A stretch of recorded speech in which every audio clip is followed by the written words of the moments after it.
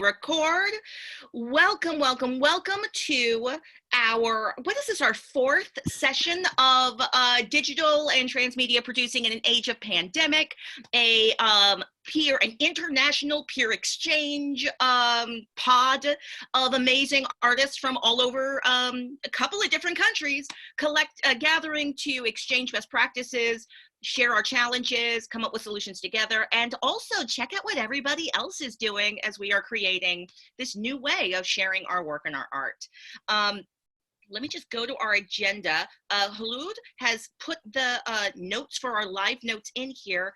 I would request everyone click that, open up that second window. We're going to request, if it's at all technologically possible, for you to be in both of those documents. I'm going to be doing some more screen sharing for this call, and also I've set the safety so that you are able to share your screens as well, so that we can do some more sharing of practice. I'm just going to go to our notes. We begin, of course, with introductions. Generally, that's going to take us like the first 30-ish minutes, possibly a little bit more. Name, gender, pronoun, where are you located in the world, land acknowledgement, what's your company or your practice, your creative practice, and then share one of the challenges or one of the discoveries that you've made in this week, since we're actively producing. So this might take 30 to 45 minutes. Then we're going to very quickly go through digital communication agreements to see what are some of the best practices we can use when we're communicating in these digital ways.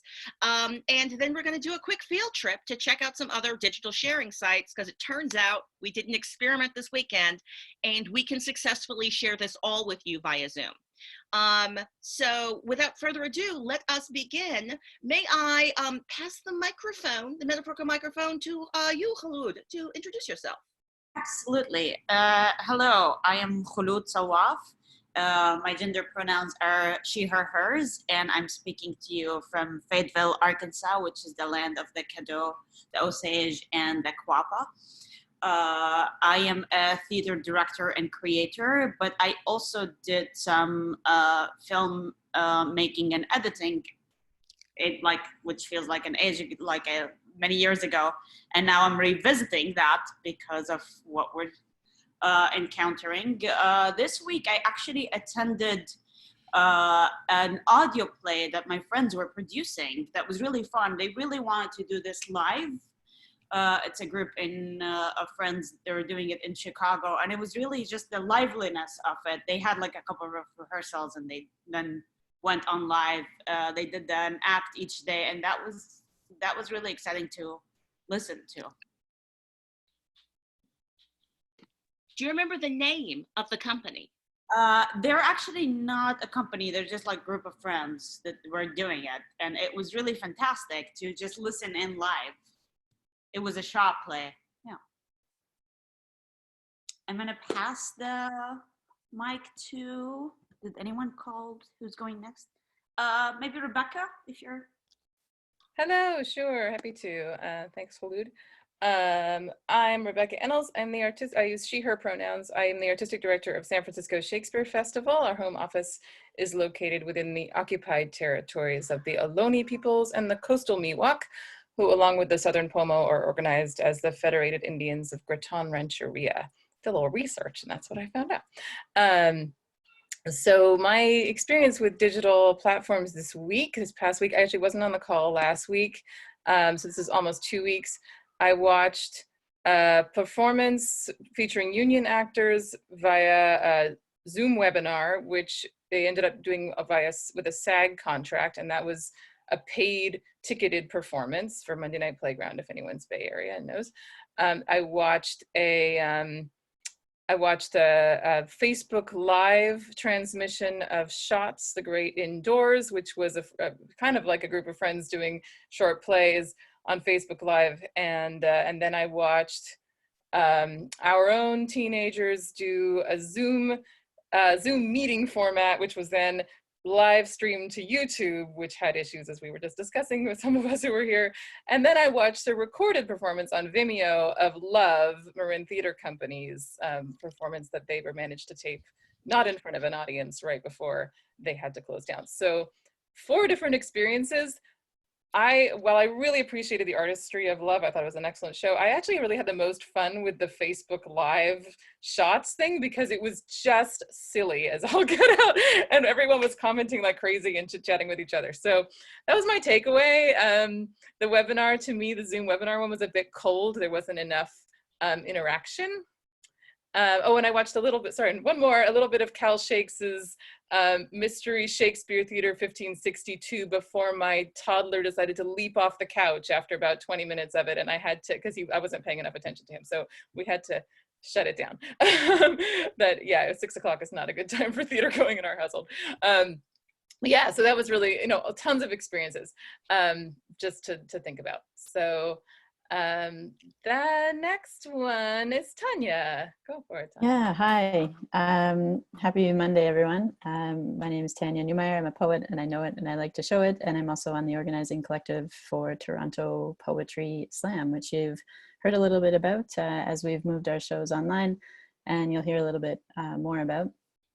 I use they, them pronouns, and I'm calling in today from the traditional territory of the Huron-Wendat, the Haudenosaunee, Anishinaabe, the Petun, and the Mississauga of the New Credit. And certainly grateful for the Indigenous caretakers of this land and the ways that that actually bridges into my medium as an artist and an arts producer. And here we are taking the oral tradition online.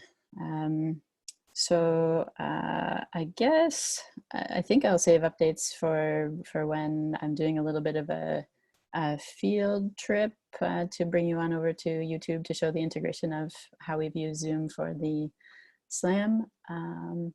And I guess the thing that I haven't spoken a lot about, which I can just mention now, is I led my first full-length poetry workshop on Zoom with a bunch of kids and adults. So it was actually more intergenerational, I think, than anything I've ever done in person. There's usually a stark divide between like poetry workshops or writing workshops for adults and the stuff I do in schools or in community centers for kids. So it was really cute to see that that happen. Thanks. I think I'm passing the mic to the next person in the chat. Maybe someone wants to put their name there. I don't want to pass the mic to my cat, but I will admit he's very helpful as an assistant here. Oh, I needed that shot right there. That's just wanted to mention that. So I'm just going to say this out loud. We've talked about this in a couple of our previous meetings. The awkwardness of how do you, in a meeting structure, pass the mic? How do you handle order? We could just randomly call on folks. I feel like that might be an okay thing for folks to do. I'm seeing nods of consent for that process. Or you can put your name in the chat and say, me next. I'll go next. I tend to and have always held what I call relaxed meetings. You know how you have a relaxed performance? My meetings are always relaxed. So cats, snacks, bio breaks are all welcome. Looks like Kristen is ready to go. Ba-boom. Hi, everyone. Thank you so much for hosting this. I am really super excited to be here. My name is Kristen Horton. I use she, her, hers pronouns, and I'm calling in from the traditional lands of the Lenape peoples, now called South Orange, New Jersey. But I'm grateful to be here. I'm a theater director, and I'm also very new to these platforms. I'm also now teaching on Zoom, so that has been a big challenge, working with young people, with college students, asking these big questions that I think a lot of us are asking right now about, what does this mean moving forward as theater practitioners, as live art makers? And so I'm grateful today to be here and to learn from everyone. I had last week I attended the Great Small Works Toy Theater Festival that was online. And it was on Facebook Live, and it was a really beautiful experience to see all these toy theaters from all over the world, actually. And what was great it's really made me aware of now, even though these platforms can be somewhat alienating, that they also bring people together who otherwise couldn't share the same space. So that's been really inspiring to encounter that. So thank you. And so I'll call on Phil. Hey everybody, hi, I'm Phil Lowry from San Francisco Shakespeare Festival. I'm the education director here, and now I'm going to turn off the annoying background because it's kind of, oops. Okay, I blew that. We'll take care of that in a moment. And let's see, I use he, him, his pronouns. I'm calling in from the occupied land of the Ohlone in Oakland, what is we know as Oakland, California. Let's see, did I mention, yes, I'm the education director, I think I meant to mention that. And I forgot, what was the other part of the prompt?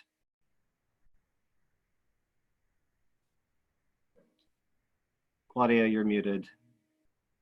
I think things that you learned this week or that you're working on, or right? Thank you, yes, yes. Did learn a lot this week, I have to say.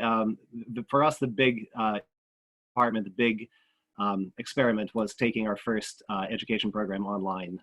We've been working for several weeks on Saturdays with our teenagers who had started an in-person camp that then moved online and kept it going and spent all these weekends experimenting with the forum, trying to figure out what they could and could not do, and rising to challenge after challenge after challenge. The final week of the challenges was stream to YouTube, and we did have a lot of issues there that we've learned about. I think there's obviously more research to do, and I actually did find a clip of it, and I will be happy to share that on this call later today. And did you want to share any of those problems or challenges that you had right now? It's okay. We have a little time for you to share some of them.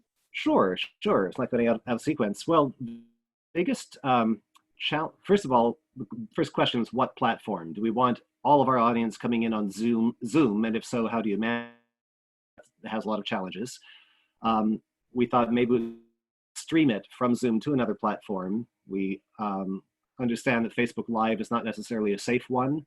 YouTube seemed to be the safer choice with settings for broadcasting to, which you have to track down and find. And then once we got going, YouTube they just cut off the stream. This happened on several tests. It happened during a dress rehearsal. It happened during a tech rehearsal, partway through. So the first time we got a notice about a copyright violation. Well, turned out that a bit of music playing in a background in a dance number was music. So our director said, well, I'll fix that. And she got rid of it. So we thought we're fine. The next rehearsal got to the same point in the period, put in a new piece of music, which was specifically not under copyright. She pulled it from a website that said safe for use online. It killed it anyway, but this time with no explanation. The next two tests at different points in the play would just stop streaming. This video has been removed. No explanation. So process to appeal those decisions. So she appealed it, but obviously they're not going to make a decision when you're in midstream and put it right back on.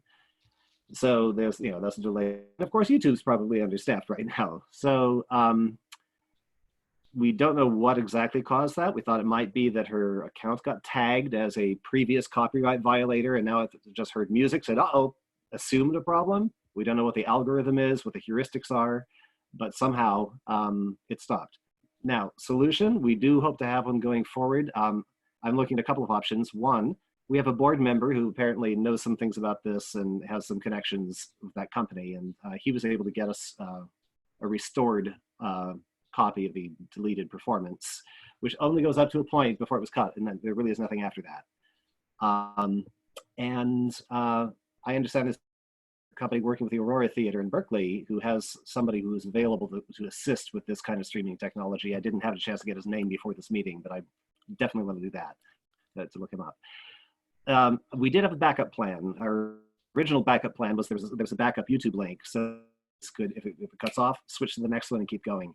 In the end, because it was doing it consistently, we gave up on that. So our backup was everybody came into the Zoom room, which created different management challenges because we were trying to manage character names who are changing when people, change characters, and we're managing a lot, and all of a sudden, instead of 11 people in a room, now there are, those 11 people and all of their friends and family and people we don't know and have no control over, and just trying to manage name changes. You click on something to change the name and it moves around somewhere else on the screen. So it became a different kind of management challenge we've learned so far.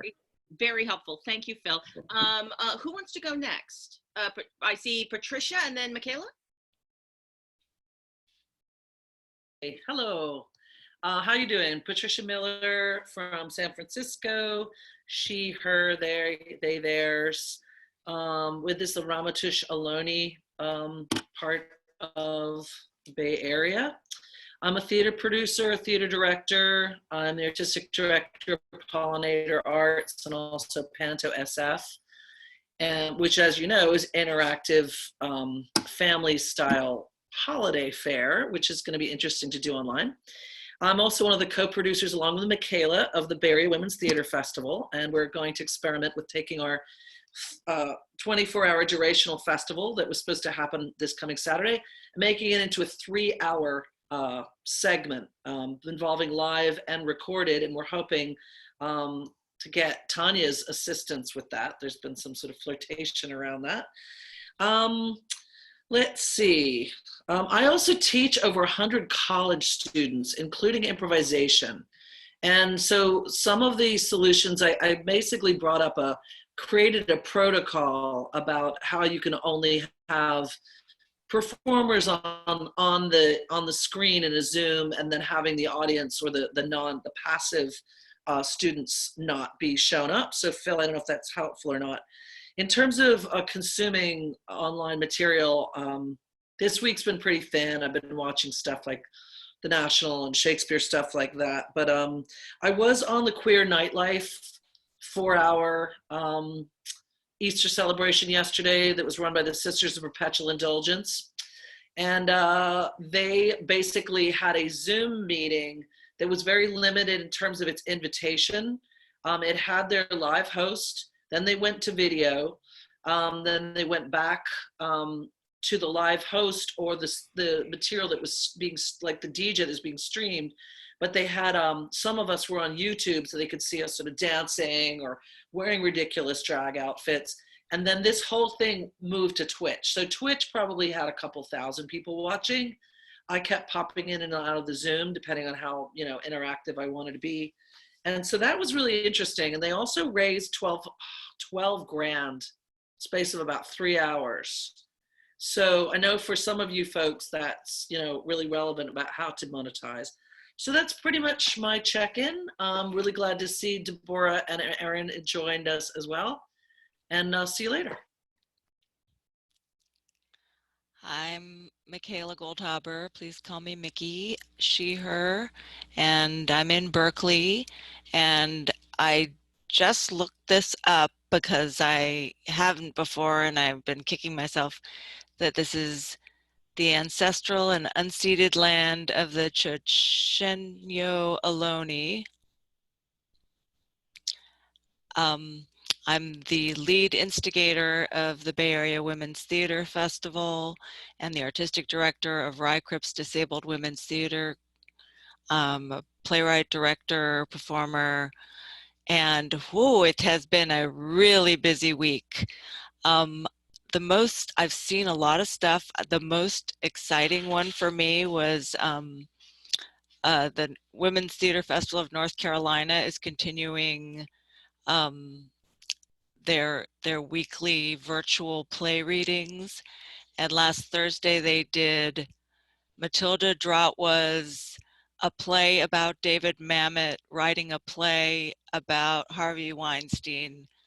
And it was fucking amazing. And I have to say, it's the first time I've now watched a whole bunch of these virtual readings. And this one, you really felt the actors connecting, even though they were in their separate little boxes. It seemed like they were talking to each other.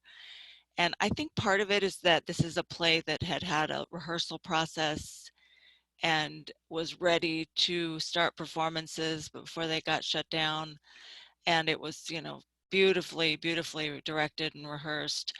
But I was, somehow they seem to be looking at each other. They seem to be talking to each other, and it's such a good play. And if you go to their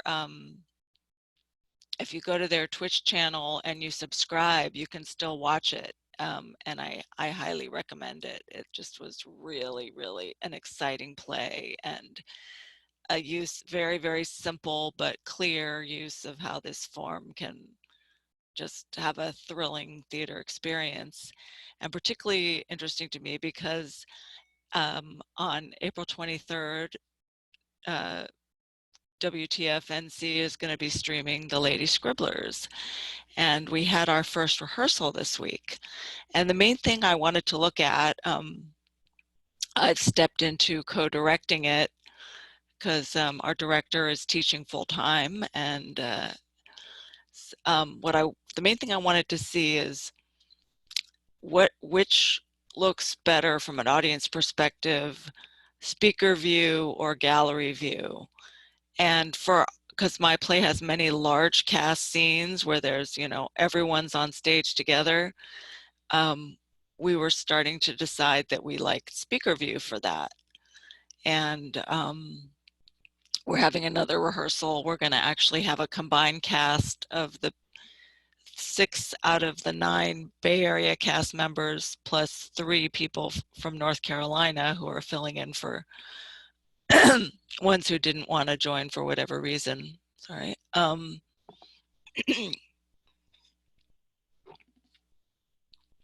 So that's all moving along. I'm just trying to figure out how to raise a little money to pay fees to the actors. And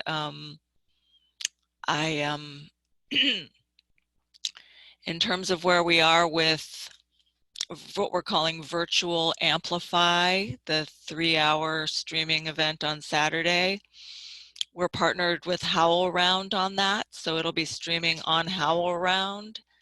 And then the question that has come up is whether we should also have it on Facebook Live, just so that it's accessible to more people. And I would love to have thoughts from this group on that. And I don't know how HowlRound feels about that. We were going to try and figure that out today. Yes, Erin? You're muted. There have been updates. So it's definitely on Facebook Live. There's a question about whether it'll be on HowlRound because of the playwrights. So, yeah. Oh, okay. That's not really a question for this group, basically. Totally. Erin, do you want to start introducing yourself? Only if Mickey's done. Yeah, I'm done. Go for it. So, hey, I'm Erin Merritt. Sorry I was late today. I am working with Patricia and Mickey and Tonya on the Bay Area Women's Theater Festival. We had this 24-hour marathon performance that we were going to be doing on Saturday and Sunday, which obviously we couldn't have 200 artists in one place anymore. And so we're doing a very, very short 3-hour version on Saturday from 6 to 9 Pacific time. We'd love it if you all joined us. And we're testing out all these things. So could be a giant mess. Don't know. But it will be fun. I mean, it will be fun anyway. So we have a variety of, Patricia will be hosting, on-air host with Marga Gomez, the amazing Marga Gomez. Yep. And we have a couple of people coming on and doing things live, and we have a couple of people coming on with pre-recorded things. And it's not a true representative sample of what was going to be in the event, but we've got a couple of clips from solo shows. We've got a 10-minute excerpt from this amazing musical called Letters to My Ex, featuring the song Fuck My Ex. So that won't be a family-friendly moment, but it's hilarious and beautiful, and the music is amazing. And then that'll be about the first half of it, and then the second half, or a little less than second half, will be a thing called Writer Boogie, where we have playwrights writing a play with musical breaks for dancing. So that's the complex technical piece of this. And that's what we're really trying to figure out. What are all of the things that are going to go wrong, and how do we keep them from going wrong? So it's important to me to make sure that that we have people that can be seen dancing, but that it's this time it'll probably have to be an invited group, so that we make sure that that we don't have naked people dancing in that moment, for example. Yeah. Except for Patricia, of course, who gets to dance naked because she's the host. So this week we're trying to figure all those things, and it's really a moving target, because, for example, I met with the playwrights yesterday, and they were like, actually, a couple of them were like, I'm totally fine with work of mine streaming, but my agent will not let me do things that will be archived in any way. So I can't do it if it's going to be on HowlRound, because they archive. So I was like, oh, we're gonna figure that out, because I don't think I have time to find a new playwright for it this time around. So putting together contracts around that when nobody really knows what that stuff is also going to be an interesting deal. And I think that's all I have to say. I'm also on Alone Chichenio Land.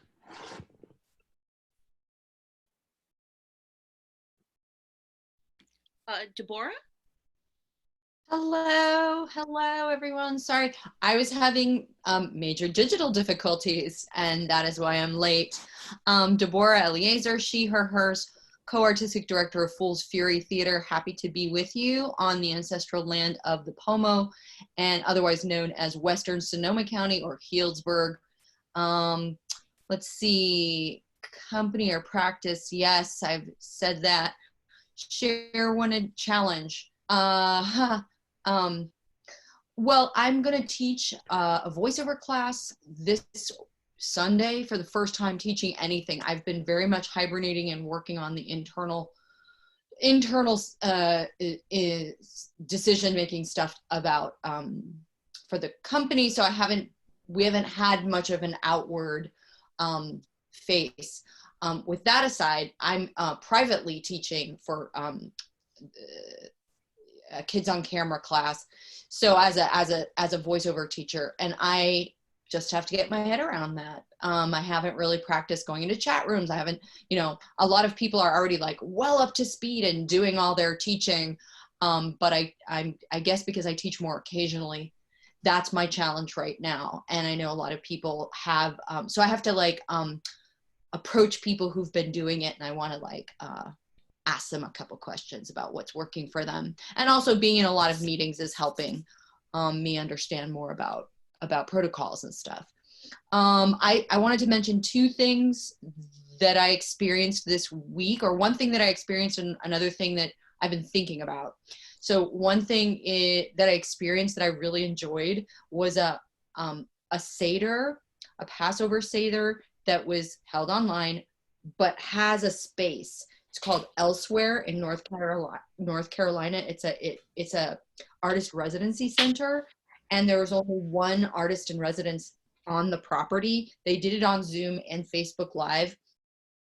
I participated on Facebook, and they downloaded the Haggadah, which is the thing you read, so everybody could know it. But they're on Zoom. Only a certain number of folks, like their internal folks, were doing the readings and assigned the reading parts, which worked really well. And then the other thing about it that was so interesting to me is that they had it coordinated so that every few pages or so, or each step of the Seder, you traveled to a different place physically in their 3-floor artist residency center.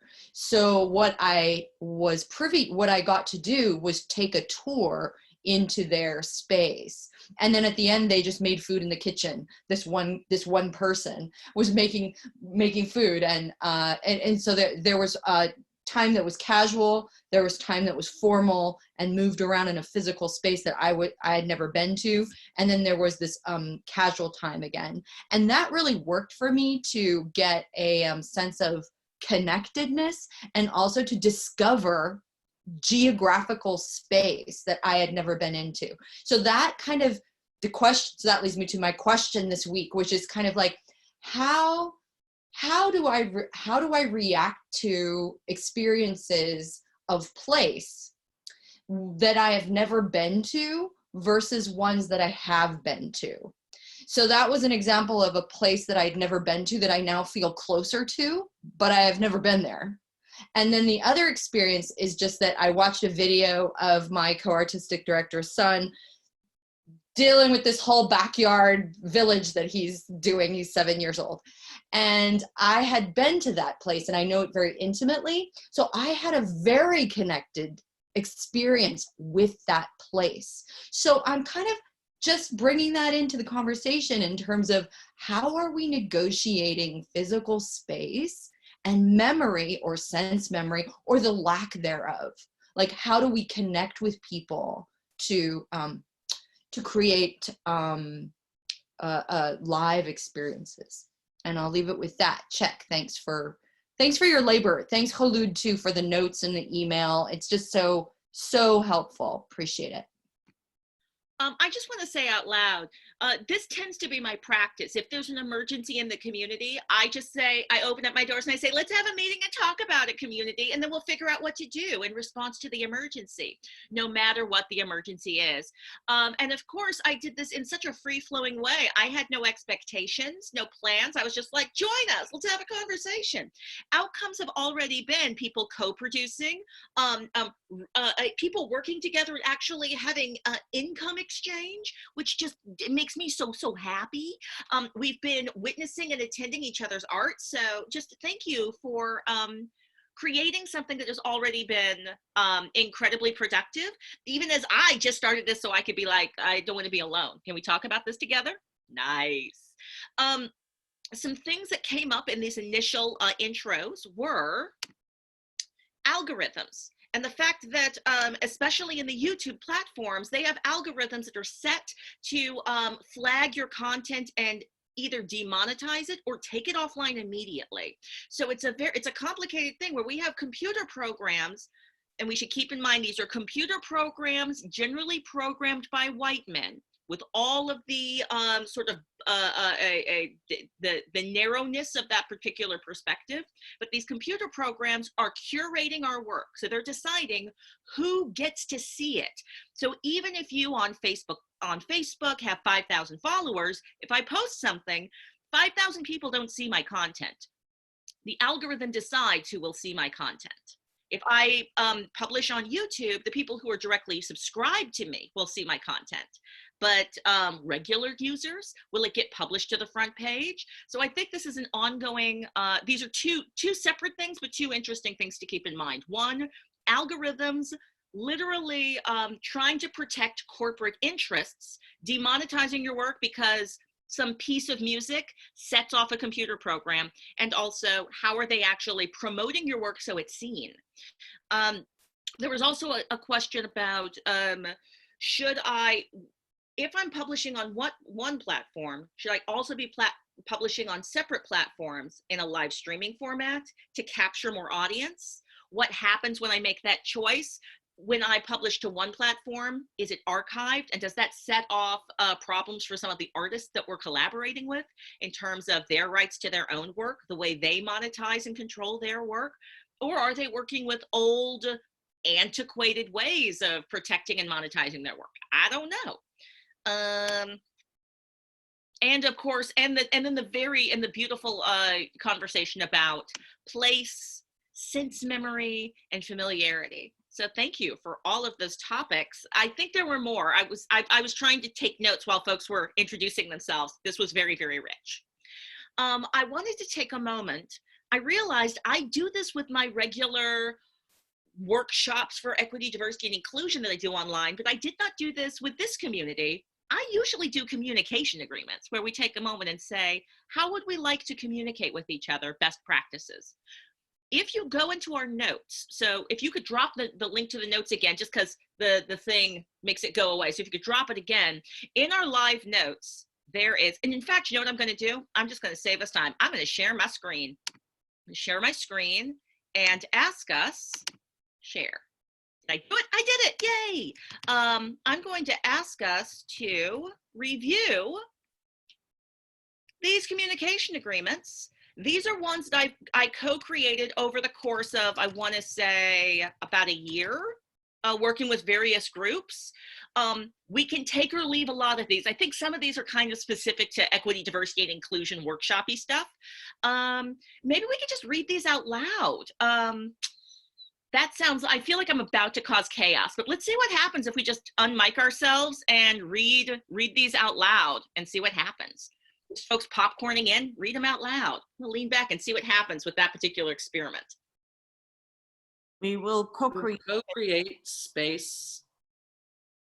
For We will everyone. remember intention matters, impact matters more. We will listen for understanding, not debating. Those of us most comfortable responding quickly will create space for other voices. Those of us less Productive comfortable silence. will speak and be heard. We will have productive silence. We will avoid crosstalk. We will be fully present with each other and resist the urge to multitask. We will test our personal technology before we meet and resolve any technical issues. We will use the mute button when not speaking to prevent background noise. We will use message and hand signals to communicate to each other before speaking. We will turn on our video whenever possible. We will manage time together. We will share what we learn here. We will not share other people's stories without their permission outside of this space. We will always get consent. We will engage in this performance of justice. Thank you for that wild experiment. That was fun. That kind of reminded me of the dynamics of doing this exercise in IRL meet space. The exercise of everyone just popcorn, and sometimes people speak at the same time, and then there's that beautiful negotiation of, oh, no, you please speak, or you please speak. That was lovely. My question to us right now, I don't want this to take up another 20 to 30 minutes. I know this exercise can often do that, but are there a couple of things that feel like, you know what, for digital conversations, for this kind of exchange, this needs to be on this list. This is missing. Is there anything that's missing?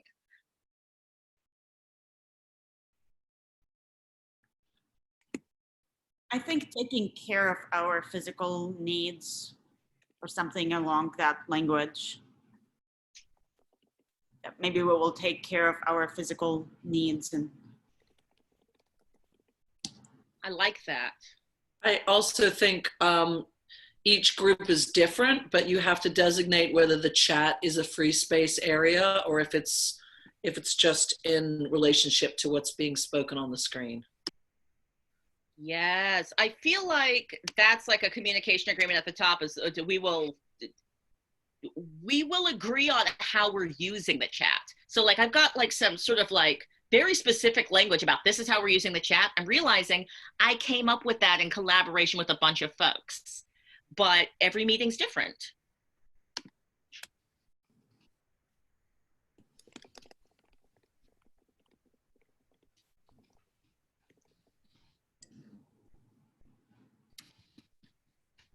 I'm very Claudia, do you have, I can't see on your list, do you have another list below this of other agreements? Nope, this is pretty much it. Okay, understood. The other links and stuff on the page are our next step of a field trip. Got it. I really liked that that note, Khulud, about we will remember we have physical bodies and take care of them. I like that. Did you add that or should I add it? no, I didn't. Yeah, why don't you?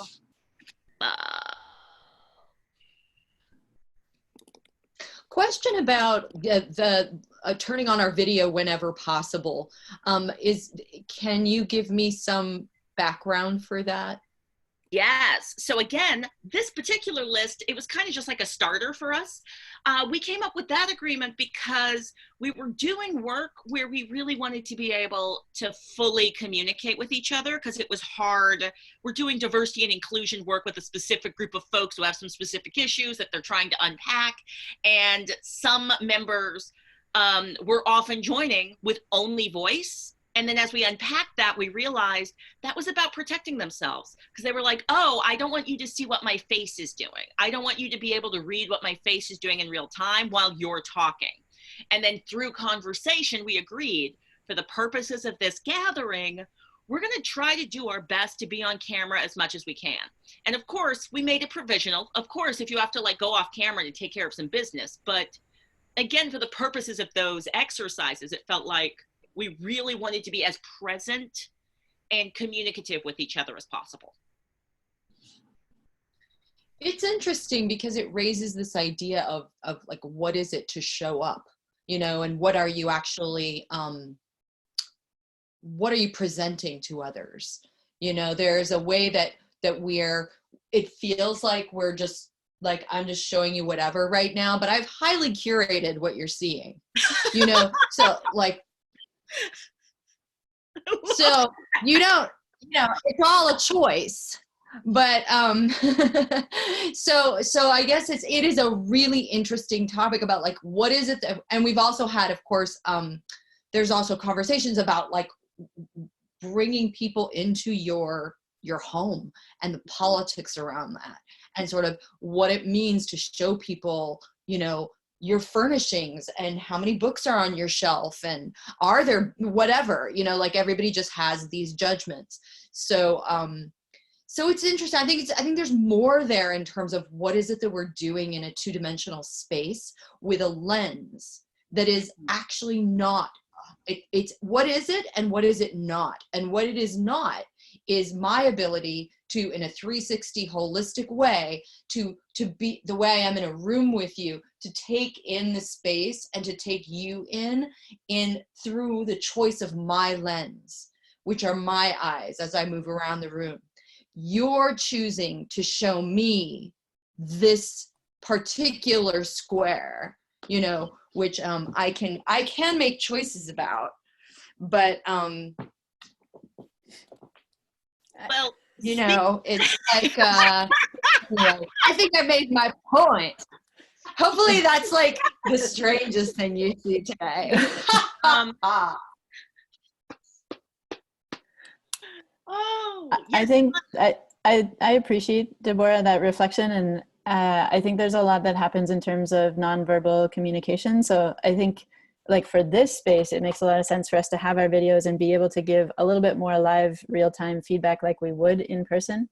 I think you're kind of speaking to the politics of space. And so that was like, there's a tiny bit of discomfort for me on an accessibility level of recognizing that if folks have anxiety or some body image issues or lots of different complex reasons that, or if it's not safe in your home to show your screen, like, or it may take many like iterations to be safe, or, you know, if something's going, and it's like, I think also like respecting yourself, your needs, maybe the rights and needs of people who you're sharing space with, and also respecting the so I think there's a lot of nuance for us to think about there. And I would hate for someone to feel like there's a barrier to entry, that because they can't turn on their screen, they can't join the meeting.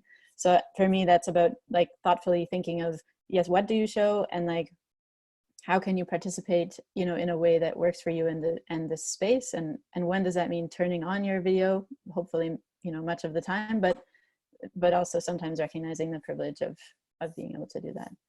Yes. Patricia has a comment, and then I want to make sure we can do a little field trip action because y'all inspired us last week. We've got places to go. Please. No, I just wanted to reiterate what Tonya said, because especially like I'm having to go into students' bedrooms and stuff like that. And so I encourage them to, if they want to use a funny background, they can, or if they can only call in on the phone and it's just their name, that's okay. I have a lot of students sitting in cars. Right. Because it's the only private space they have. Mm-hmm. And so, yeah, there is a sort of cultural accessibility issue there, and I can't wait to go on the field trip. Well, and I think that the biggest takeaway we had from doing this little exercise is you need to be thoughtful about what your communication agreements are going to be with both your performers and audience. You're going to want to think about it beforehand, figure out how you're communicating, like what are the parameters, and then are there places where you're actually co-creating those agreements with the people you're participating with, so that you can create the circumstances that have the most accessibility, but also the most productivity for the exchange that you're trying to have. Come on, y'all. I like you so much. All right, let's go field trip. Let's field trip it up. I'm excited. I'm nervous and excited because I've never done this before. This is our first time trying this out. Okay, so we spoke a little bit about the website Trickle Up, which was a pretty amazing fast turnaround effort made by a bunch of theater artists. I feel like they were primarily based in like, well, I actually don't know the details of exactly how Trickle Up came to be, but it's a fundraising platform specifically. So theater artists are donating their content to the site, and then people pay to have access to this content. Let me share my screen so we can actually see it. Video. All right, and in fact, I bet if I just go to their about page, they'll say how they started. Okay, I did think it was started in New York. I wasn't wrong about that. Okay, so about 50 New York City artists hatched a plan to help artists hurt by COVID-19, shut down, and they are attempting to get 10,000 subscribers at $10 a month, so that every month they can give $10,000 in commissions for more video content to 10 artists that are affected by the COVID cancellations. So that's an interesting piece of their curation strategy. So you can subscribe now, or you can purchase a gift card for a friend. So, you know, in one of our last gatherings, I was like, where's the equity in that model? How do poor people get access to this? Turns out you can purchase a gift for a friend. Content, go to their catalog. Check this out. We can have Susan Laurie Parks sing a song. You want to hear Susan Laurie Parks sing a song? We can see Penny Arcade do some amazing stuff. Here's Spider-Woman Theater. Come on. Spider-Woman Theater and the Persistence of Memory. Now, I feel like an eagle in the air. A long, long way from home. so this is from their archives. So people have donated archived material. You can heart this. You can share it, but if you share it, you're just sharing an invitation to pay money to join the site. You can't actually share a link, a direct link. So you'll see there's Rachel Chafkin doing a monologue. So you have people doing monologues. So like this right here, I'm pretty sure this is Paula Vogel, who made something specific and fresh for this site. So there's a bit of mix of content. Any questions, observations, things you want to look at before we move on to our next site? Thank you, Claudia. When I Googled this, I found something very different with Trickle Up. So this is great. Oh. All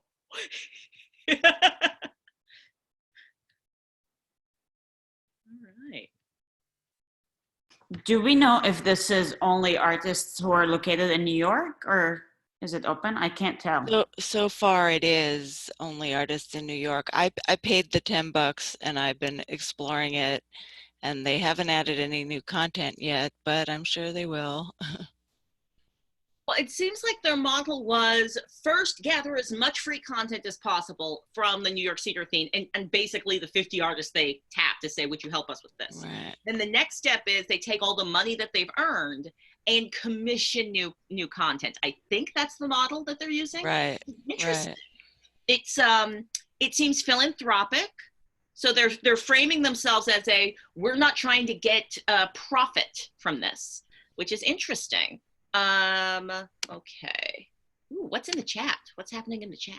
Okay. I'm going to ignore the chat. I'm going to let Halud, you take care of the chat while I'm screen sharing. I can't do both. Okay. So what was the next spot that we could check? Oh, this was shared to me by Eric Ting. Eric Ting is the artistic director of Cal Shakes Theater Company. This is a Bay Area music group, and I just wanted to share this real quick just to like give you a taste or a flavor. of some of the stuff that is actually possible in camera. Using Zoom. Check them out. They're going to do some dancing together. Come on. And they're like using perspective, all the things you can do within this tiny little box, right? Let's fast forward a bit.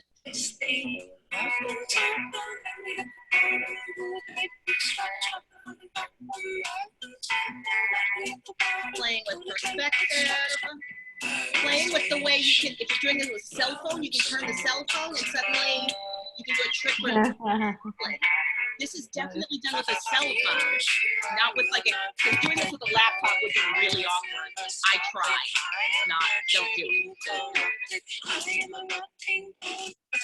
look at that. What's the difference between doing it with a cell phone and doing it on the laptop? Huh? What's the difference between doing it on a cell phone and a laptop? Can you elaborate? Yes, yes. So, if you are Zooming using, do I? Cell phone. All right, I somehow missed. I'm trying not to multitask, so all my other devices are elsewhere. The idea is, if you have a cell phone, you can change the direction and use it as a camera that's just a little more flexible to use. If you're trying to do it with your actual laptop computer, it's just really awkward, is all. Oh, and also, you might have noticed in the middle of our meeting, I was in the section of my room that actually looks like this.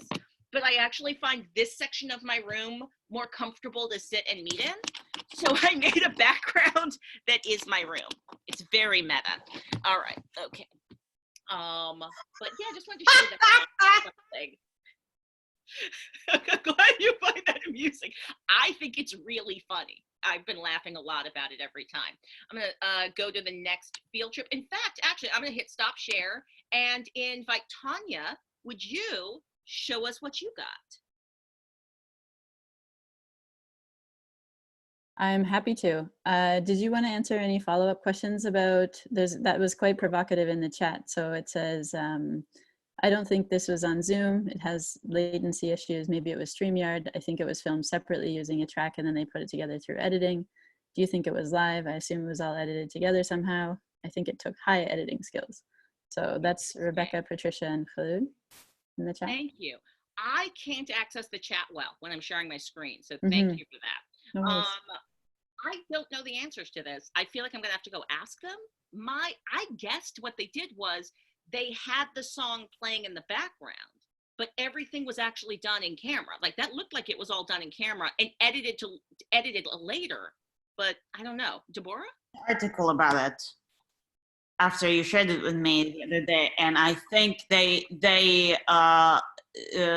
all of that was edited after filming it, after they have decided very specific movement, and actually they changed the choreography to be very simple and very clean from the original choreography.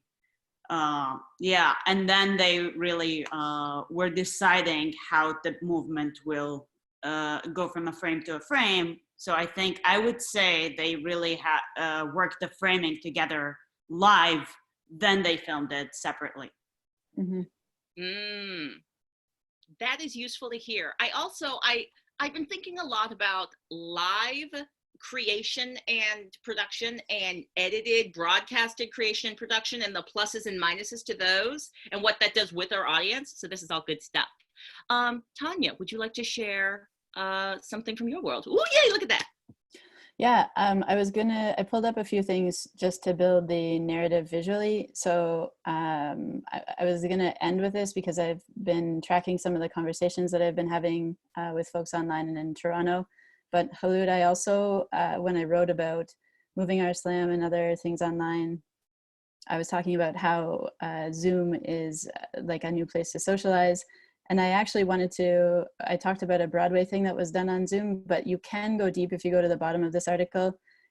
It's interesting so Jeffrey Beecher from the Toronto Symphony Orchestra, they put on a piece that I thought was done on Zoom, but actually he was using the visual narrative of Zoom through like Adobe Pro to create a video that brought the symphony together. So it was there's a whole YouTube live through Zoom that you can find that talks about how they did that, because they had a lot of questions after their video went viral.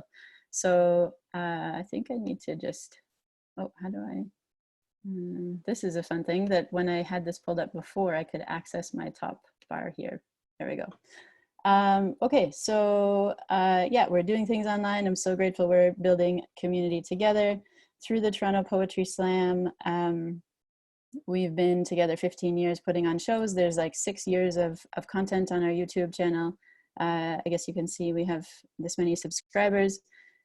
Because we put together our first online slam in a day on March 14th, I put the whole thing up online. This is unlisted, which means that you can only find it if you have the link. And I can take it down now because we had each of the performers review their online content and then give us permission to post or not.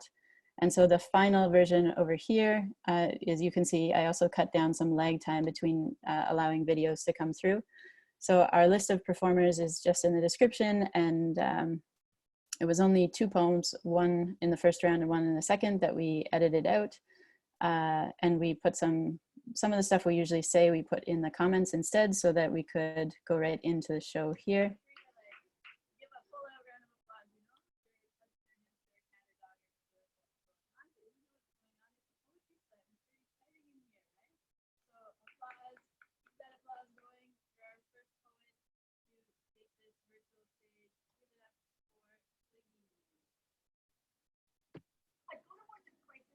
Can you turn the volume up? Oh, sure.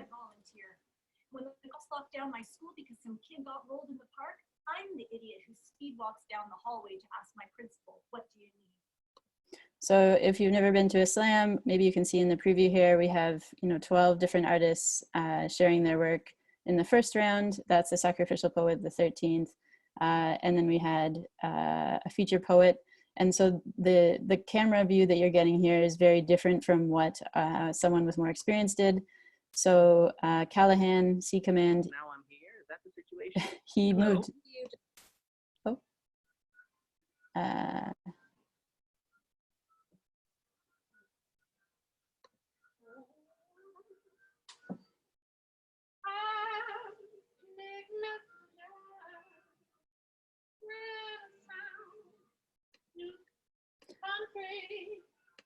So Deborah, we had never been in his home, and in order to give a feature poetry show, he used the space, moving through, had an ending, and then the next piece was done at the piano. So that shows you what it looks like to have a live show with a live audience. The chat was very, very active. I wish that I could show you screenshots of that, but I don't have permissions on that. Imagine lots of applause emojis. Claudia, I think you read the second one. And so we put that together. That allows like an archive, and we're applying for grants, which we do annually to continue our work. So it helps to have a bit of an archive there. And you've never really been able to see, I guess I didn't show you the competitive part, but like after this beautiful poem, for example, then, maybe you've been to a slam, maybe you haven't. Thanks guys, that was my poem. Give it up for Angelica. Thank you so much for sharing your poem. Yes. You're welcome. We have some chats. Nice to be here from Vancouver. All the way from Vancouver. Nice to see you. Yeah. I love we've got some qualitative feedback. Thanks for sharing. Claps and gay. You've got such a nice voice. And now we are going to judge. Love you guys. Numbers. Thanks, TPS. Good to see you. So now we are recalibrating with a new judge and our 4 judges who are still here. So please raise your scores in the virtual chat. 3, 2, 1. We did it. Fabulous. Thank you. We've got a 9.0, a 9.3, an 8, a 10, and a 9.1. So that's the kind of thing that you would see at a regular slam. Poet gets up, shares their work, and after we score it, we've moved the judges to private message instead of seeing it in the chat, which I think is actually like a poetry slam nerd thing to go deep on, because it's actually more secure and less transparent than in person. So I kind of liked having it in the chat, but other people could say like 10 and it would be interrupted, which didn't bother me because I was able to see who the 5 judges were and kind of ignore that a little. We had decided ahead of time that we would try it and see what happened. And then, you know, it was actually a name that was very recognizable as a, you know, a longtime poetry community member who was, you know, which is the kind of disruptive thing that actually we encourage at the Slam, for people to be participatory and to be like 10, 10, 10, 10, as the judges are being like 9.3, 9.1, or 7.8, right? So I think there's still some things to finesse, but it was quite remarkable that canceling our show on Friday, March 13th, we were able to discuss on the 14th of the afternoon and launch this show. So if you could see my camera, or maybe you can't off to the side, but you can imagine, I usually, when I'm a host, I have a clipboard. So if I take a clipboard and I put it between me and my laptop, you don't see much of me. So I had cut some things where I was pulling out the names in what order at the beginning and referring to notes at various points. Of course, my cat appeared close to the end somewhere here. But I wanted to share one little pro tip while you can share my screen still, which is that we have a lot of things that we say at every Slam. We do our land acknowledgement. We've had a workshop on that by Smokey Sumac, which I highly recommend. We talk about consent at every show. And so the reason I have it now all in this doc, we do a content warning, we talk about how to take care of yourself, and then we talk about the format of what happens in a Slam. So if I have it on my screen, if you have a sidebar of me, you can see that I can still make eye contact the way I would if I'm performing a poem or reading off a clipboard and looking at people. So having it as a tab that you can toggle between Zoom and what you're doing is helpful. So I'm using Command Tab and I can go forwards or backwards there. And so that's a quick thing that allows me to host without having something that accidentally blocks my screen. And I think that was after the first Slam. After the second Slam, I also started preparing messages to send in the chat. For example, around a door free, like this is how you send it, because you can, you know, go Control C and then put it in the Zoom chat. And that helps to make things move a little bit more quickly. In the end, actually, we are going to be at our next show, which you're welcome to join us, having a chat manager as separate from a co-host and Slam Master, as separate from a host. So I think we're still delineating what makes things really smooth and efficient. Our next show is on Friday at 8 Eastern time. And so we're having our 3rd collective member do the hosting out of our 4 shows now. So that always, you know, shares the collective learning and then gives a different feel. And if we're modeling what we do in person, is often it's either, you know, maybe who's available, but who knows the feature poet, or who has kind of vouched for them in the collective, is excited about them, etc.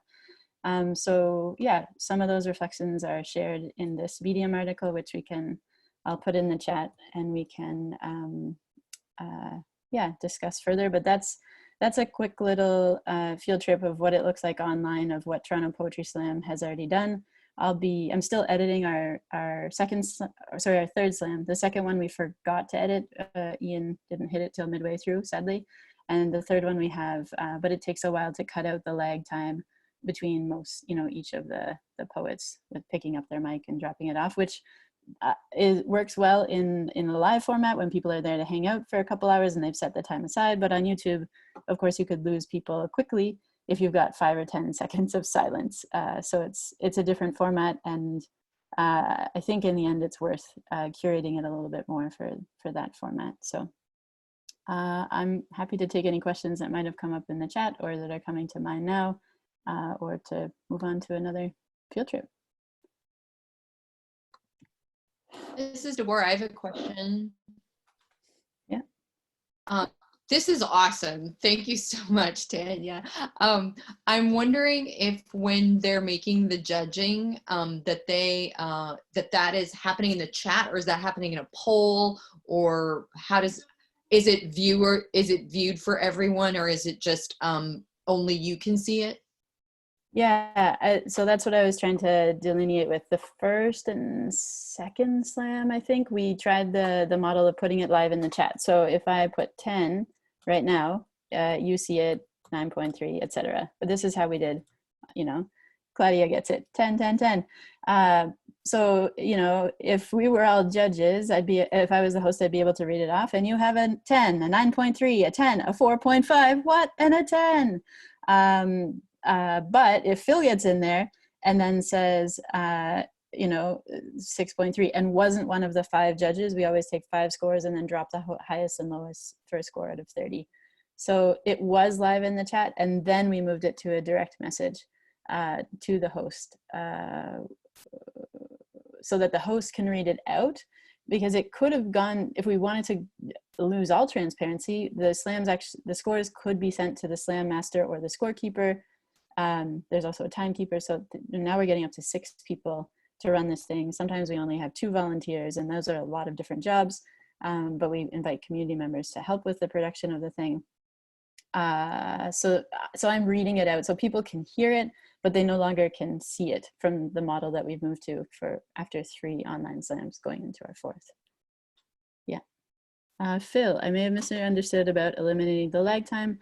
Were you somehow managing this live or post-production before XMIT?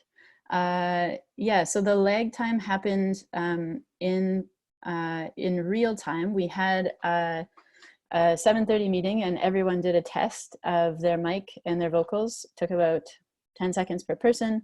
And so we were working to eliminate it in the live production, but still there were things that happened, which, you know, you can pop into the video and click through and see. Some of that remains embedded, but other parts, I cut out like a 10-second thing. I can think of one person who said, like, "Can you hear me?" And all of our mics were muted. So it goes on 1, 2, 3, 4, and then Lillian Allen, like iconic dub poet, if you know her, teacher at the Ontario College of Art and Design, like her little face pops up. So then I'm about to unmute myself, but I'm like, what's happening here? There's Lillian. And then I think the poet, Mia, caught on, and Lillian's her professor, and was like, okay, I think you can hear me, I'll go on. But it took, I couldn't actually cut Lillian from showing up there because the vocals overlapped. So what I'm trying to say is that the live version allows for a little bit more of that organic passing of the mic, because we understand it takes time. If you were in a physical show, you see the mic and you're waiting with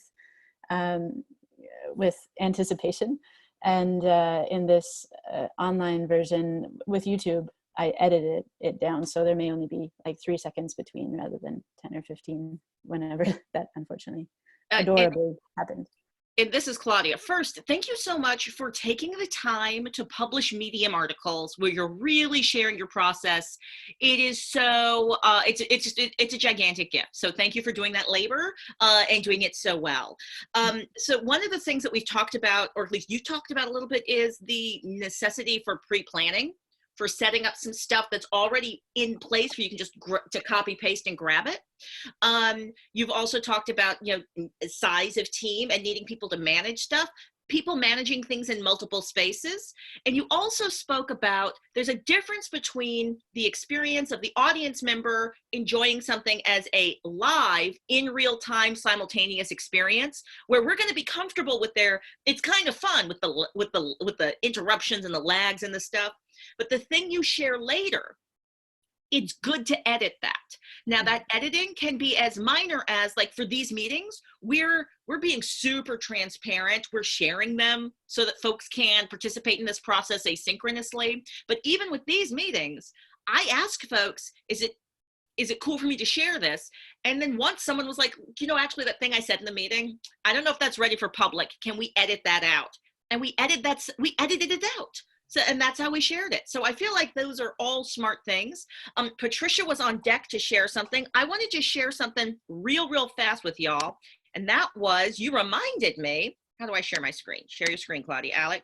You reminded me of a practice I used to do at the Oregon Shakespeare Festival. Let's see if I can find this. At the Oregon Shakespeare Festival, I produced an event that I called, can you see?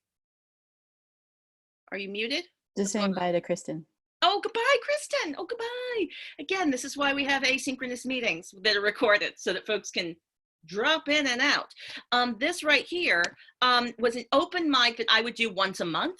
And because I recognized I needed to maintain connectivity with this audience, I would record the entire thing, and we would publish individual sections of people's poems. That was partially so the poets themselves would have something coming out of it. But then also, let's see if I can get the sound up on this. We would make a sort of a compilation to give you a flavor, an experience of what the open mic was like.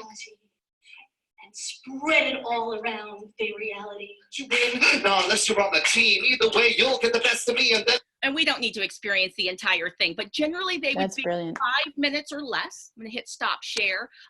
So for that event, I made sure that I had signage on stage specifically because I knew I was recording the live event to create something that would not be the same as going to the open mic, but would be enjoyable on YouTube, give you access to the at least the featured poets' main content, and also make you wish that you could go the next month.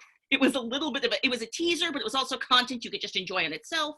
And generally, I had a staff member that I was paying to do 5 hours of labor to take that video, chop it up, and do one song behind it so it felt kind of connected. And that was a piece of our practice as well. So just shouting out the exercise of having the live event and then creating a second broadcasted thing that's edited. Patricia, you had something to share.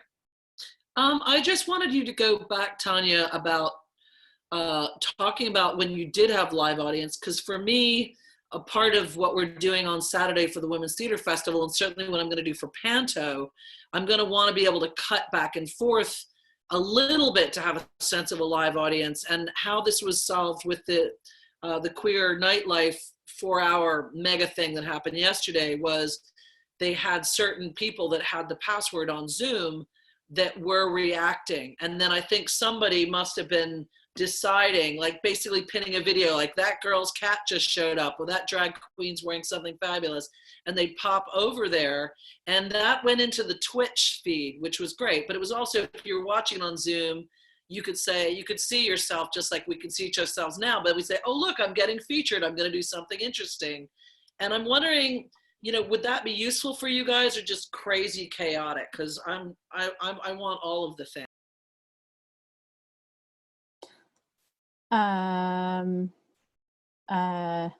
It makes me wonder about if I share this. Like, I'm envisioning a footnote to Claudia that I talked about in the article. On the Toronto Poetry Slam, we've always done live coverage on Instagram. So this is what it looked like during the slam.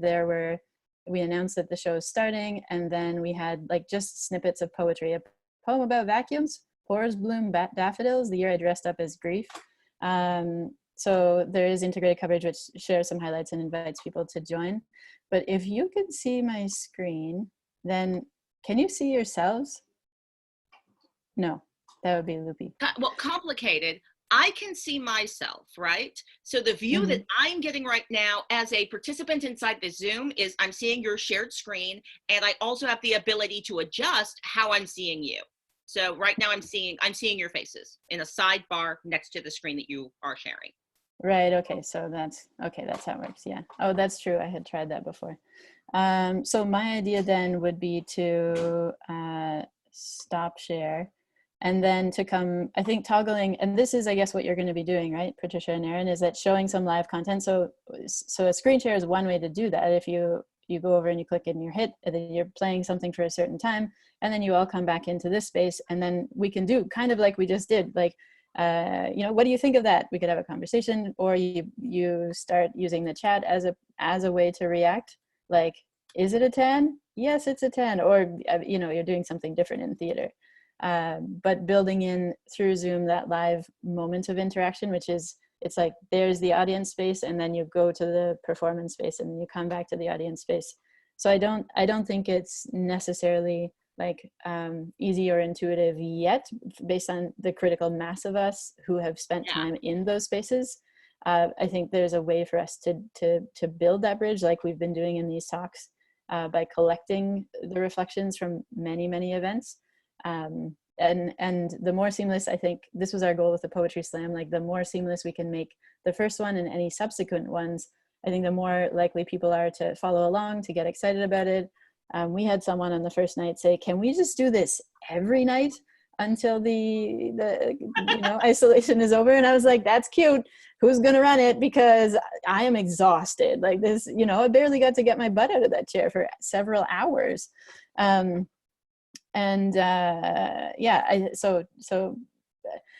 I guess I would say there is a really beautiful communal hangout space that is happening with poets once a week. I think Erin joined us last week, and that's really like poetry for poets. You might really like it, Claudia, and anyone else is welcome to come Wednesday nights, Red Bloody. And we're not doing high-tech stuff necessarily, although I would speak back to Deborah's curation of the space. And one poet put up a full-up screen and said, I knew that poets would be distracted by the books on my bookshelf, so I wanted to cover that up. That was during Misha Lucia's performance. And then when she was an audience member, she had a totally different view of her computer. So it was like very professionally thought out. And everyone really, really loved the live cat coverage of her cat, Chicken. This is Thatcher. So I think that's all I have to offer. Right now. I love that. Am I unmuted? Yes, I am. Beautiful. So I'm going to really fast share a couple things, but I want to encourage folks, interrupt me and talk out loud, and you can be just sharing stuff out loud. I'm loving the action that's happening in the chat, but it's okay for that to happen out loud as well. I'm also wondering, was Patricia in the queue for sharing something?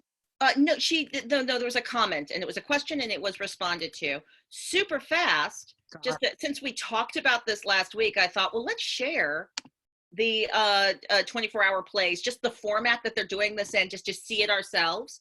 The beauty of this is you've got famous actors that have brand recognition, that are like recognized, right? No, Nadine, I will not tell you what's inside, because then it won't be a secret. Created really fast. This is 24-hour plays, and I have been seeing a lot of 24-hour plays content from other 24-hour plays productions happening all over the country, but shared via Instagram. You can see this allows for audiencing asynchronously and leaving comments like so. Tagging other people to see it. You can share this, and it doesn't require money. So like, this is what I like about this, is it's very accessible. Okay, I don't know why I did stop share. I think that was a habit of like switching between things, but I wanted to get us to Twitch. Any questions, observations regarding sharing work via Instagram and Instagram Live or IGTV? Well, Phil here. My only question is that I don't know these social media platforms. I don't know Instagram. I'd never heard of Twitch till you.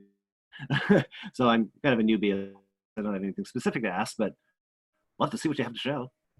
All right. Well, I was just giving you a really fast view of Instagram, right? Where I was just like, here's the Instagram link. You can go explore the 24-hour plays monologues and the way they published them and shared them on that site. Instagram is another space where algorithms are curating and distributing your content. So the most effective way is to have an already existent audience base to share that content with. We weren't sure what to share on here. So yesterday, Halud and I were like, oh, let's share, oh gosh, what's her name? I like this lady so much. Emma Rice. Emma Rice. Backstage so everyone can see what's going on.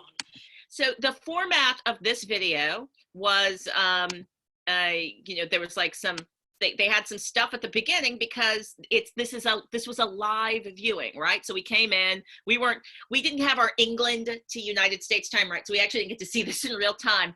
But there it was at the very beginning before they began. So they had some cute graphics that they created to like cover up that lag time. Then you've got a little introduction going on, then an actual shot of her in her room. Joy. That's in real time, her just saying, this is what we're doing to share this work. She describes what the work's going to be. This is archival video of a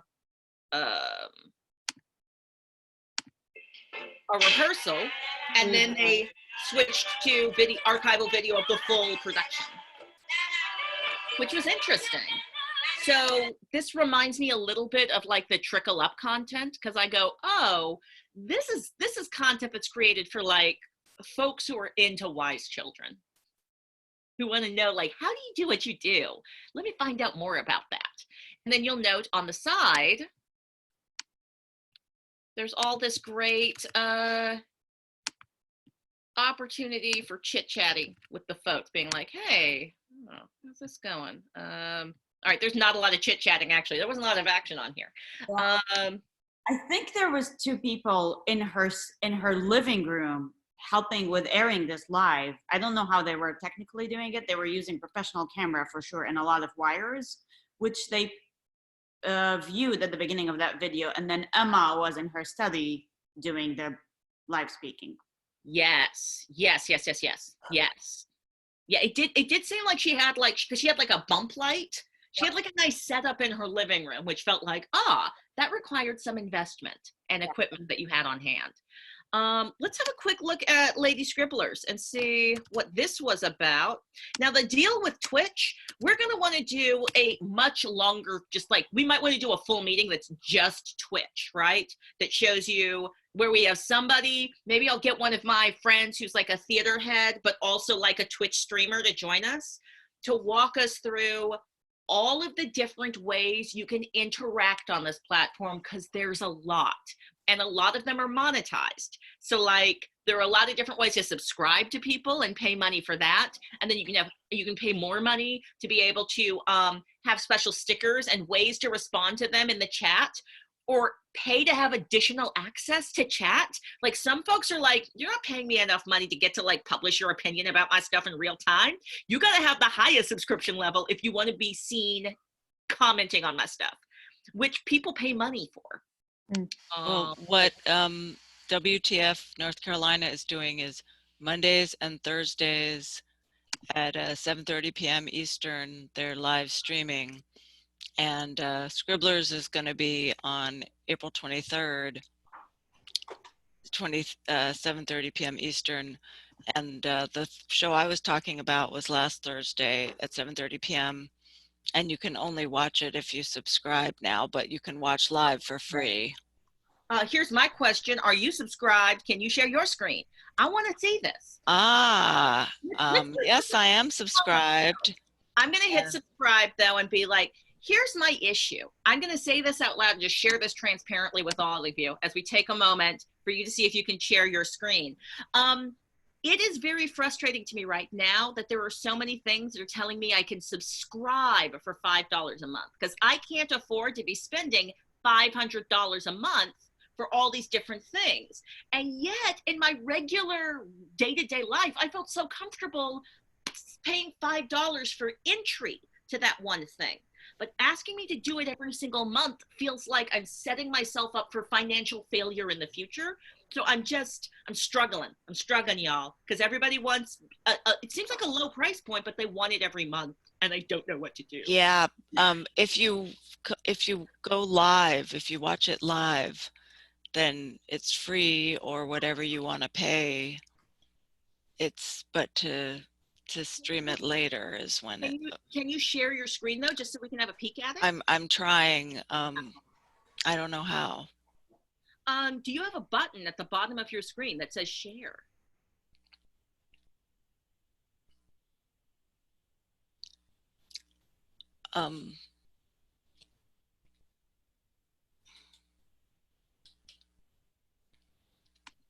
Oh, yes. Okay, there we go. Try it. Oh, and then our meeting time is just about over. This is the last thing we get to do, and then we have to stop. I apologize for not tracking time more responsibly.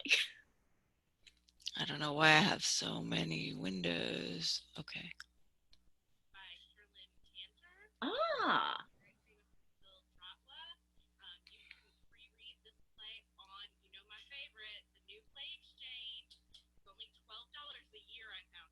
Okay, I like that bottom text they have at the bottom. That's great. Does this change at all, or did it mostly look like this for the whole reading? Well, no, it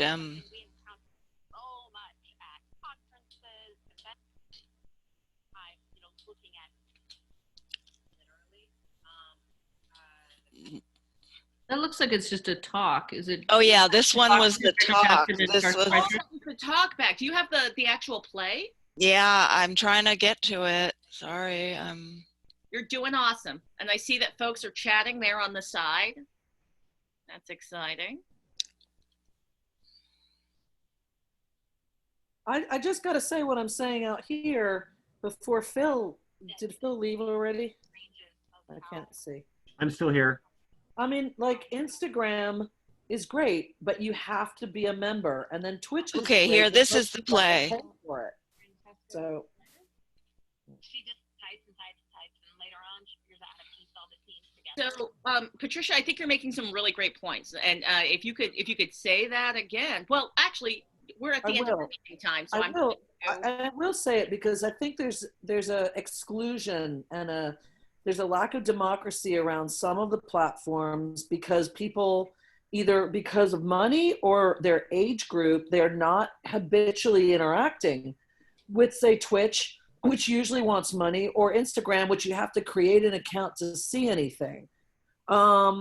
And I just wondering really what are the problems with using Facebook Live or YouTube. I already heard Phil's issues about being shut down for copyright, which was very, very helpful. We had no idea about that. But what are the problems with using Facebook Live? Because most people of most ages, even though most young people have gone off to TikTok and past Instagram, what are the disadvantages of using Facebook Live? Because we've got a performance in 5 days, so we sort of need to know. All right, so out of respect for time, I'm just going to acknowledge I was supposed to end this meeting 2 minutes ago, but that question and conversation is so juicy. I totally want to indulge and take another 10 minutes to explore it. My colleagues, are you cool with that? I see thumbs up. Let's do it. All right. So this is where my head's at. I want you all to weigh in, though. I've been thinking about this hard. I've been thinking about commercialized land in the commons, public space. I've been thinking about how back in the day, my ability to produce art and have other people see it was constrained by my ability to access space, to get enough money together to literally get a theater. How in New York City, me and my friends, we worked for negative money because we wanted to produce our theater so bad, and the only way we could do it was to rent that theater space. And where does that money go? It goes to somebody who owns that building. That's a problem with theater all over the country. All the money goes to, or at least the majority of the money that's spent goes to the folks who own the land. That's still happening. When you're producing on Facebook, you're making money for Zuckerberg. So you just need to be thinking about, where are you producing your work? Who is making profit from that platform? Is that platform truly connective? Is that platform really connecting to you, to your audience? Or is that platform lying to you because they want to keep you on it? So unformed but passionate ideas. Colleagues? Oh, but they're all owned by somebody, right? Yeah. And Instagram is owned by Facebook. Yes. I think there's I was listening to, I had this conversation with a friend last week, and if you know The Minimalists, they have a podcast issue that they called Tech Problems, and they had a person who wrote a book. What was his name? I can't remember. It sounds like a great book. But they covered this in a like overview in terms of looking at the financial benefits that certain companies take based on our transactions, which we all know about, but having conversations about helps. And then the data transparency, like what folks do with that. I think that's where actually the more conversations we can have like this, that we can share, whether it's on YouTube or a podcast, then we actually can hold folks to accountability. But in my mind, that's a bit of a bigger and different conversation than my Capricorn brain, which is like, when I go to the Bay Area Women's Theater Festival and I click about, I see that you've got 1, 2, 3, 4 things listed. One is a Twitter account, one is a website, one's an email address. And so it sounds like you've got set up there, and I don't know how much you're doing on Twitter. And I think you told me that you're not on Instagram. So it's the Capricorn question is like, where are you already? If you can stream through your website, then you don't need anyone else. But are you being hosted by WordPress or Squarespace, and how do they benefit? What are the privacy concerns there? I think with Zoom at this point, there are some serious privacy concerns, and we're moving culture, and we have certain needs right now that are happening so fast that like it's like, how do we take care of, like, prioritize it? It's like a triaging of a nurse, right? We want to maintain our livelihood. You know, access to theater space has always been a political and financial issue. So maintaining the livelihood, looking at those questions, you know, but doing something in 5 days, right? Like we can't, there's no way we can address all these questions in 5 days. So if you're working from what you have and what you know best, it's also like, if your team is most comfortable on Facebook, you know, maybe that's what you're going to use for now. But how do you carry those questions forward so that when you have more than 5 days, you can keep looking at them and iterate, learn from what you do on Saturday and say, well, we like this, we didn't like that, this worked well, that, you know, how could we replicate it? Oh, that's not replicable, etc. So that's my 2 cents. Right, and looking at the combination of platforms. Oh, sorry, Patricia. I just About want to say that that's only my opinion. I don't speak for the collective of the Women's Theater Festival of the Bay Area. That's sort of my obsession, is like, where is our audience? What is accessible, a democratic audience interaction? And that is purely, other guys have got other eyes on other pies. Thank you. Same. Yeah, and I would say none of us speaks collectively for Bay Area Women's Theater Festival, because we're all just trying to figure it out, right? So we're all coming from different places, but I think we do share that one, like, we really just want this accessible to as many people as possible. And like the big picture of how many people it's accessible to might not be the same as the short-term picture, in the sense of, we can make it more accessible ourselves if we use this platform that somebody on our staff knows, as opposed to, like, maybe long-term that's not the best, but nothing would get out to anybody if we didn't use that one. It hadn't even occurred to me that we could stream it on our own website, but I guess none of us know how to do that. Right, but that's a great option to look into. Let's figure that out. And Susan will probably actually know that. Right. I sort of made that up because I know that certain platforms can do certain things, and if the technology is out there. But if you're looking at Claudia, for me, she's right there, right there, right? I think it's very high tech, and it may cost a lot of money. Yeah, well, it's not. Here's the deal. It's not that it's super high tech. It's just that you get charged, right? Yeah. So like, part of the deal is, like, again, it's the same deal as when I was in New York, where it's like, oh, I'm going to this poetry slam or open mic so I can share my work. And part of the deal is somebody's already paid for the space and the platform for me to perform on. And so my cost for participation is very low. So I feel like there are some analogs that we can look at in our previous producing practices to figure out what we're doing today. There are some companies that have a lot of resources, and they are literally just purchasing their own plans. So they are going through, and I looked into this. I want to say, like, 7-8 years ago, I was like, I'm gonna live stream the Green Show every day, and I looked at the price point, and I was gonna purchase a Ustream account, and then the company was like, that's way too much money, there's no audience for that. But some companies are doing that. They're buying their own platforms to do this on. There's a coalition of artists in Seattle that have created something called NASH, the Northwest Artist Streaming Hub, and they've created a website. They are they're designing it on the same sort of design functionalities, I think, similar to Trickle Up, where they're trying to they're not doing this for profit for themselves. So they're trying to set it up so artists can get money, and they're just trying to create a platform for that to happen. And they're in conversations with HowlRound to learn more about best practices. But that's another model that's happening. Can I? HowlRound has existed, so why not work with them? Because they have that. So, and also let's remember that all of this could be entirely dizzying, particularly at this point in a pandemic. And so actually, like, if we're offering something of value, word of mouth is like the most old-fashioned thing. So wherever it is, like, maybe you pay for Facebook ads and that costs money and it changes the algorithm, there's a scientific way to look at the back end and the engineering and the designing. But the way that these platforms actually started and built this huge network that crosses generations is through word of mouth. Remember when we started being like, I met this person on Facebook. I was like, what? I've resisted Facebook in so many ways, but word of mouth is how we have a big audience at the Toronto Poetry Slam, and we continue to engage, and we, I started inviting my chiropractor, like, who are you going to tell and talk to in real time? And they're going to say, hey, you know what? I'd like to spend time with Patricia or Mickey, and, my friend Claudia told me about this thing, like, I'm going to go here and check it out, because if Claudia told me, I know it's good, right? So I just think we need to stay grounded in that reality of how all of these things got built. It was like, because it was of value to someone, and someone told someone. And then The Bay Area Women's Theater Festival started on Facebook. It was because we had the feminist theater group on Facebook that I was able to put the word out. So, yeah, I know, but fucking Zuckerberg, what? Keep putting the word out.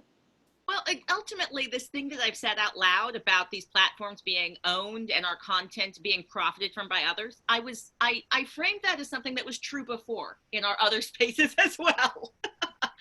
Thank you so much for doing a shout out for HowlRound exists, Aaron.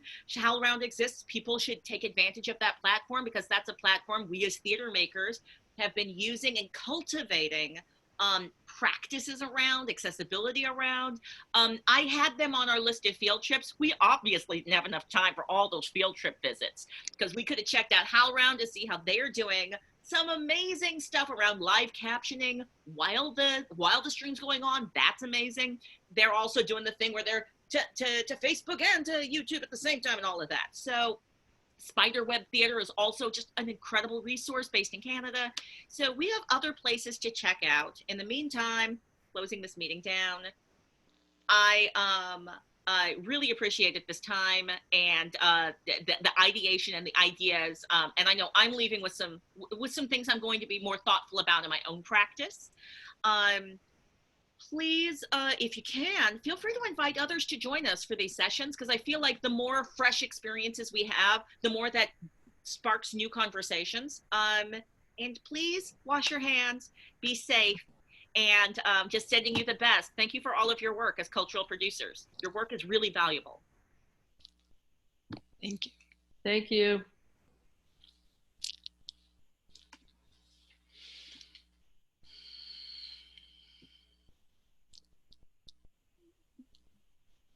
Oops. Hello? Bye.